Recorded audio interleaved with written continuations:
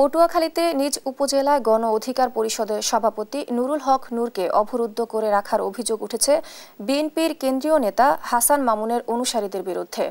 বৃহস্পতিবার রাত 11টার দিকে গলাচিপা উপজেলায় পাতাবুনিয়া বটতলা বাজারে এই ঘটনা ঘটে। রাতে নুরুল হক তার ভেরিফাইড ফেসবুক পেজে পোস্ট করে এই বিষয়টি জানান। জানা গেছে, রাতে বকুলবাড়িয়া ইউনিয়নের পাতাবুনিয়া এলাকায় আয়োজিত এক স্মরণ সভায় অংশ নিয়ে ফেরার পথে অবরুদ্ধ হন তিনি। এর ঘণ্টা তিনেকের মাথায় সেনাবাহিনীর দুটি গাড়ি ঘটনাস্থলে পৌঁছায়।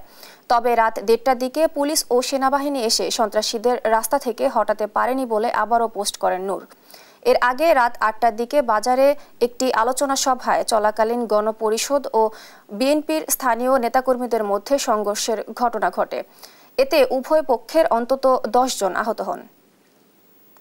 নূর কিংবা গণ অধিকার পরিষদের নেতাকর্মীরা ফ্যাসিবাদের আমলে শেখ হাসিনা এবং আওয়ামী লীগের রক্তচক্ষুকে ভয় করে নাই। কাজী এখন বাংলাদেশে এমন কোন কুতুব তৈরি হয় নাই যেই কুতুবকে গণ অধিকার পরিষদ এবং ভিপি নূর ভয় করবে।